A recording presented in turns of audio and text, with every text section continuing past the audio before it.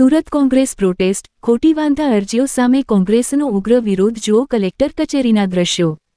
સુરત જિલ્લા કોંગ્રેસ સમિતિ દ્વારા આજે કલેક્ટર કચેરીએ દેખાવો કરવામાં આવ્યો હતો। પ્રક્રિયા અંતર્ગત વાંધા અરજીઓ સામે કોંગ્રેસ દ્વારા આ વિરોધ નોંધાવવામાં આવ્યો હતો। ભાજપ નેતાઓ અને કાર્યકરો સામે કોંગ્રેસ દ્વારા ગંભીર આરોપ કરવામાં આવ્યા છે। પાયાવિહોણી વાંધા અરજીઓ કરી હોવાના આક્ષેપ કર્યા છે। ફોર્મ નંબર 7 ખોટી રીતે ભરાયા હોવાની પણ રજૂઆત કરાઈ હતી। ખોટી અરજી કરનારા લોકો સામે પોલીસ કાર્યવાહીની માંગ કોંગ્રેસ દ્વારા ઉચ્ચારવામાં આવી છે। વિધાનસભા મુજબ મતો કાપવાનું મોટું ષડયંત્ર રચવામાં આવી રહ્યું છે તેમ કોંગ્રેસ આગેવાનોએ જણાવ્યું હતું। 80,000થી વધુ ખોટી વાંધા અરજીઓ કરાયાનો દાવો કરાયો હતો।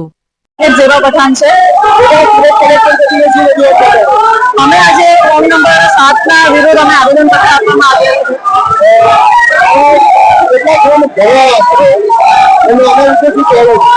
એની સંખ્યા હજુ આપણે લિસ્ટ સાહેબ રજૂ કરો તો અમને સમજ પડે કેમ કે અમારી પાસે જે ગણતરી એવી છે તે અરાઉન્ડ 50,000 થી વધારે છે।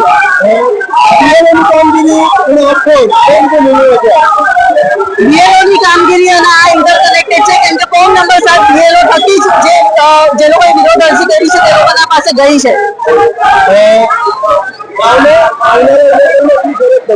ખાસો ફરક પડશે। આજે તમે જો 50,000થી વધુ અગર મત અધિકારો છીનવાઈ ગયા હોય ને તો તેના અંદર પારદર્શિતા કેટલી અગર રહી શકે વોટિંગમાં। જોઈન્ટ સેક્રેટરી ગુજરાત પ્રદેશ કોંગ્રેસ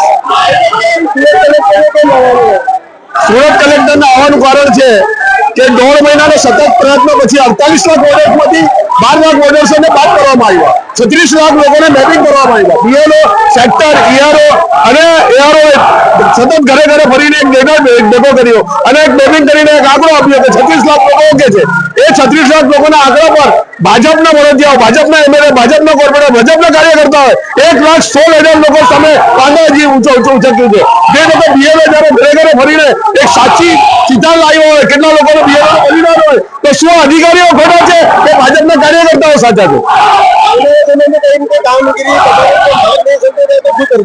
માંગ નહીં સંતોષાય તો અમે હાઈકોર્ટમાં પિટિશન દાખલ કર્યું છે અને આજે જ અમારી પાર્ટીએ જાહેર કર્યું છે કે આ સુપ્રીમ કોર્ટમાં અમે રીટ પિટિશન દાખલ કરશું અને એના સિવાય બી રસ્તા પર ઉતરશું અને હલ્લાબોલ કરશું। અને આ ખોટા લોકો જે અમારે રાહુલજી કહે છે કે આ લોકો વોટ ચોરી કરે છે એ સાબિત થઈ ગયું છે કે આ વોટ ચોરો છે અને વોટ ચોરી કરીને જ ભારતમાં સત્તા હાંસલ કરી છે।